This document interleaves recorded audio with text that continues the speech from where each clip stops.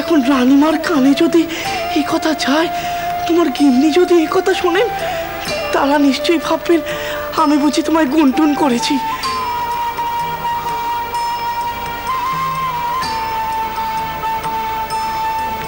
কি গো ও সেজবাবু, একটু স্থির হও। এই দেখো এমন করছো কেন? আমার কি হবে বাবা? আমি পাপী। কি বলছো? আমাকে কে রক্ষা করবে বাবা? আমার এত দোষ। কি বলছো গো?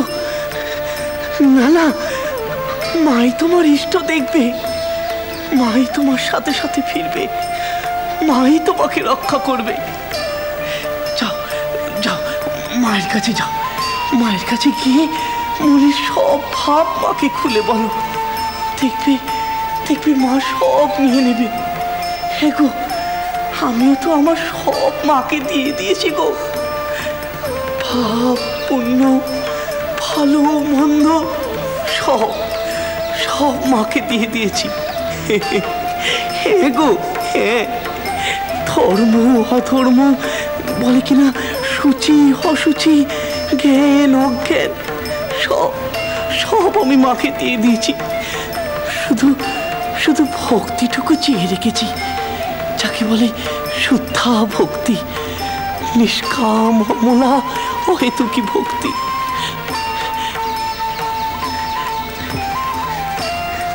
যাও, তুমি যাও, মায়ের কাছে গিয়ে চাও, মা তোমাকে দেবে, ঠিক দেবে। দেখবে দেখবে তখন ভগবানের প্রেম আসবে, একদিনে আসবে না। ভগবানকে ডাকতে ডাকতে, চাইতে চাইতে ভগবানের পায়ে নিজেকে লেপ্টে ফেলতে হবে। যাও যাও, মায়ের কাছে যাও, যাও যাও, মায়ের কাছে যাও। জয় গুরু, জয় গুরু, জয় রাধা গোবিন্দ, জয় রাধা গোবিন্দ, জয় মা, জয় মা, জয় মা, জয় রাধা, জয় গোবিন্দ, জয় গোবিন্দ, জয় গোবিন্দ, জয় মা, জয় মা।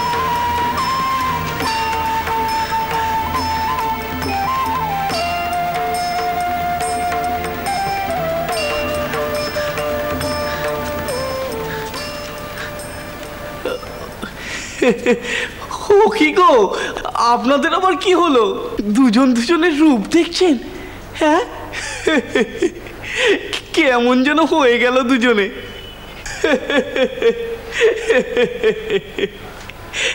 ও কিছু নয় গো, ও কিছু নয়। সেজবাবুর মধ্যে এখন ভাবের হাতছানি চলছে। বড় মানুষ তো, তাই একটু সময় লাগছে। বড় ফুল ফুটতে যেমন সময় লাগে, শারবান গাছ যেমন দেরিতে বাড়ে, এও ঠিক তেমনই গো, এও ঠিক তেমনই। সব ঠিক হয়ে যাবে, সব ঠিক হয়ে যাবে। জয় মা, জয় মা, জয় গুরু, জয় গুরু, জয় মা, জয় মা, জয় রাধা মাধব, জয় রাধা মাধব। কি বুঝলেন? ও ছিটেল না, সে আনা না, তবে ব্রহ্মদত্তি। যখন তখন যার তার ঘাড়ে চলে বসছে।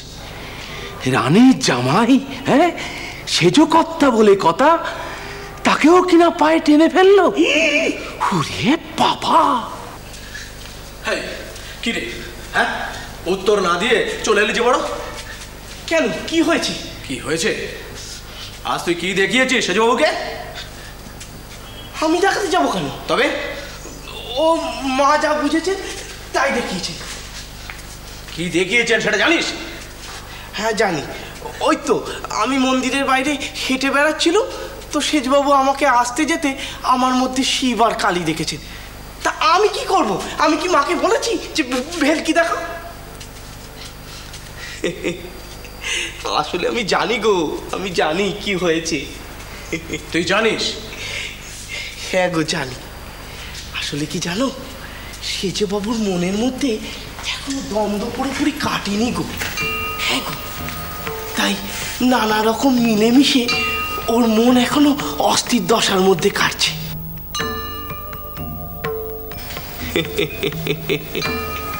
হাসছিস? ওরে, এসব বড় মানুষ, ভেবে চিনতে ঝাঁকাতে হয়। ও কিচ্ছু ভেবো না গো, কিচ্ছু ভেবো না, আমি জানি গো। তুই জানিস? জানি গো, জানি। সেজ বাবুর কুষ্ঠিতে লেখা আছে যে ওর ইষ্ট ওর প্রতি এত কৃপা যে শরীর ধারণ করে ওর সাথে সাথে সবসময় ঘুরবে ফিরবে, ওকে রক্ষা করবে। ঠাকুর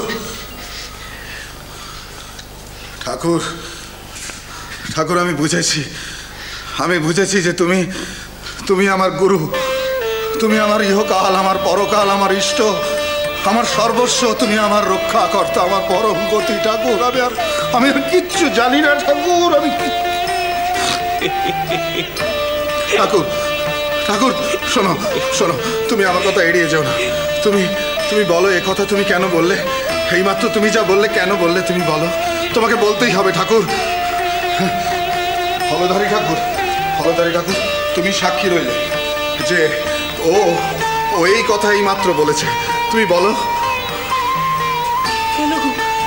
কেন গো সেজ বাবু, আমি কি খারাপ কিছু বললাম? না, তা নয়, তবে অনেক দিন আগে এই কথাটা আড়িয়াদহের কৃষ্ণকিশোর বাবু জানবাজারে বসে একদিন বলেছিলেন। ব্যাস, তাহলে তো হয়েই গেল, কথা মিলে গেল। আমি না গেঁয়ো হেঁটো মানুষ, কিন্তু কৃষ্ণকিশোর বাবু তো নন। উনি হচ্ছেন কত বড় শাস্ত্রজ্ঞ পণ্ডিত, এত বড় শাস্ত্রজ্ঞ যে রানীমা স্বয়ং তার কাছে শাস্ত্রের কথা শোনে। তুমি কিচ্ছু ভেবো না গো সেজ বাবু, তোমার কিচ্ছু হবে না গো, কিচ্ছু হবে না।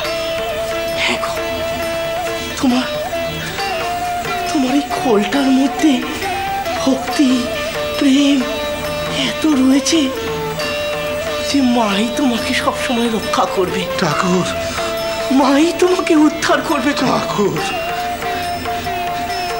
যাই, কোথায় যে যাই, দুদণ্ড যে একটু ভগবানকে ডাকবো, তার একটু ফাঁকা জায়গাও পাইনি। কোথায় যে যাই, পঞ্চবটির বনে যাই, সেখানে গিয়ে মাকে ডাকি। বনে যাই, মা গো। শ্রীরাম